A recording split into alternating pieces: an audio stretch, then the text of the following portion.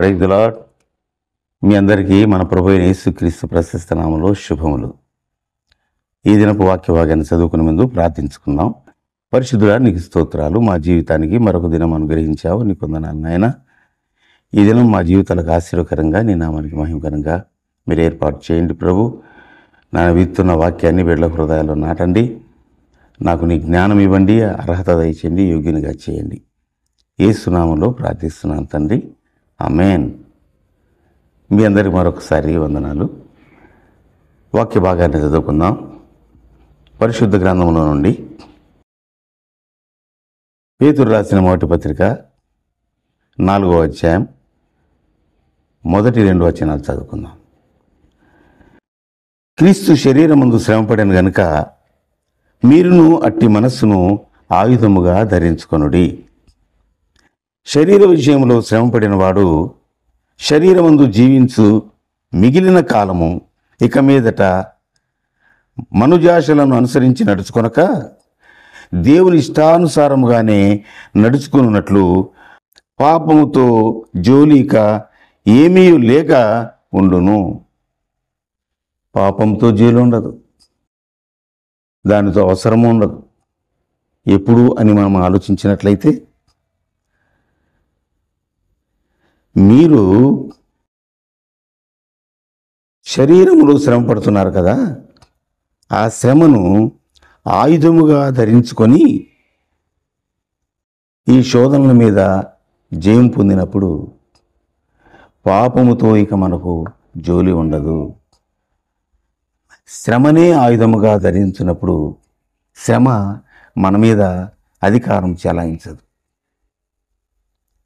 కనుక ఈ ఉదయకాల సమయంలో శ్రమల గురించి ఆలోచించినప్పుడు చాలామంది కృంగిపోతుంటారు, వేదన పడుతుంటారు, నిరాశకు గురవుతుంటారు. దావీదు భక్తుడు అంటాడు, శ్రమ పొందుట నాకు మేలైంది ప్రభువా అంటాడు. సామెతల గ్రంథకర్త అంటాడు, శ్రమ దినమును నీవు కృంగిన ఎడల నీవు చేతగాని వాడవుతావు. కనుక శ్రమని ఆయుధముగా చేసుకున్నప్పుడు వాటిని మీద మనకు దేవుడే జయమిస్తాడు. మరొక మాట మనం చదువుకుందాము. పౌలు రోమీయులకు రాస్తూ ఉంటాడు, మన ఎడల ప్రత్యక్షము కాబో మహిమ ఎదుట ఇప్పటి కాలపు శ్రమలు ఎన్నదగినవి కావు. ఎంత గొప్ప మాట చూడండి. నీవు అనుభవిస్తున్న శ్రమలు ఎన్నదగినవి కావట. ఇప్పుడు ఇదిగో ఆయన ప్రత్యక్షము కాబోవు ఆ సమయంలో ఆయన మహిమ ఎదుట ఇప్పుడు మనం అనుభవిస్తున్న శ్రమలు ఎన్నదగినవి కావన్నాడు. కనుకని ఆయన ధైర్యముగా శ్రమల్ని ఎదుర్కొన్నాడు. ఆయన అంటాడు, మేము అధైర్యపడము. మా బాహ్య పురుషుడు క్షీణిస్తున్నప్పటికీ, కృషిస్తున్నప్పటికీ మా ఆంతర్య పురుషుడు దినదినము నూతన పరచబడుతున్నాడు. హల్లెలూయా. నీవు శ్రమలనే చూస్తున్నావేమో, కానీ నీ ఆంతర్య పురుషుడు బలపడడానికి ఈ శ్రమలు అవసరము అంటాడు. పౌలు భక్తుడు మరొక మాట అన్నాడు, గుర్తుందా? దేవుడు నాకు ముళ్ళు పెట్టాడు, ముమ్మారు అడిగాను ఆయన్ని ఈ ముళ్ళు తీసేయని. కానీ ప్రభు ఏమన్నాడంటే, నా కృప నీకు చాలు పౌలు అన్నాడు. ఒకవేళ మనం అనుభవించే శ్రమలు ఆయన చిత్తానుసారముగా అయినట్లయితే వాటిని అనుభవించడానికి, జయించడానికి దేవుడు మనకు శక్తినిస్తాడు, బలమునిస్తాడు, వాటి మీద మనకు అధికారాన్ని కూడా ఇస్తాడు. యోబు తన జీవితంలో తాను పొందుతున్న శ్రమలకి దేవుణ్ణి ఏనాడు కూడాను నిందించలేదు, స్తుతించాడు. నువ్వు స్తుతించడం నేర్చుకో, స్తుతించడం నేర్చుకో. అప్పుడు ఆయన నీకు దాన్ని అనుభవించే, జయించే శక్తినిస్తాడని నువ్వు గ్రహించుకోవాలి. ఆనాటి ప్రజలు, విశ్వాస వీరులు కూడాను దేనికి దేవుడు శిల్పి అయి నిర్మాణకుడై ఉన్నాడో పునాదులు గల ఆ పట్టణం కోసం ఎదురు చూస్తూ తమ శ్రమలని అనుభవించారు, శ్రమలలో ఆనందించారు, శ్రమలలో దేవునికి నమ్మకంగా ఉన్నారు.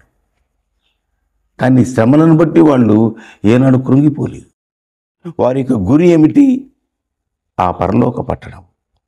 మరి నీ గురి ఏంటి? ఆ పట్టణం కావాలంటే నీవు బలంగా, గట్టిగా దేవుని కోసం ఉండాలి. అంటే ఈ శ్రమని నీవు ఆయుధంగా చేసుకోవాలి. అంటాడు, మీరు నిరీక్షణ గలవారై సంతోషించుచు శ్రమ యందు ఓర్పు గలవారై ప్రార్థన యందు పట్టుదల గలవారై ఉన్నట్లయితే శ్రమయే ఆయుధమై మిమ్మల్ని దేవుడు విజయపాఠం నడిపిస్తాడు. అనంతరం నీకు దేవుడు గొప్ప బహుమానాన్ని సిద్ధపరిచాడని మాత్రం ఎప్పుడు మర్చిపోకు. దిగులు పడకు, ధైర్యంగా ఉండు. బీ స్ట్రాంగ్, నిబ్బరము కలిగి ధైర్యంగా ఉండు, దిగులు పడకు. ఉదయకాలంలో నీ దిగులు చింతను ప్రభు దూరపరిచి ఈ శ్రమలను నీకు ఆయుధముగా చేసి జయించుటకు శక్తినిచ్చునుగాక. ఆమేన్. ప్రార్థన చేసుకున్నాం. పరిశుద్ధుడానికి స్తోత్రాలు. ఈ వాక్యాన్ని బిడ్డల హృదయాల్లో నింపండి, బలపరచండి, ధైర్యపరచండి, నీ ఆత్మతో శక్తితో అభిషేకించండి ప్రభు. నాయన, ఎవడైనా నువ్వు క్రైస్తవుడైనందుకు శ్రమ అనుభవించిన ఎట్లా దానిని బట్టి నేను మహిమపరచాలన్నావు. అలాంటి నేను మహిమపరిచే మనస్సును మాకు అనుగ్రహించమని, ఈ ఆయుధాన్ని చక్కగా వాడుకొని విజయం పొందడానికి మీరు మార్గం సరళం చేయమని, మా ప్రార్థన విన్నందుకు, ఈ బిడ్డలను ధైర్యపరిచినందుకు, దీవించినందుకు నేను స్తుతిస్తూ యేసు నామములో ప్రార్థిస్తున్నాం తండ్రి. ఆమేన్. God bless you.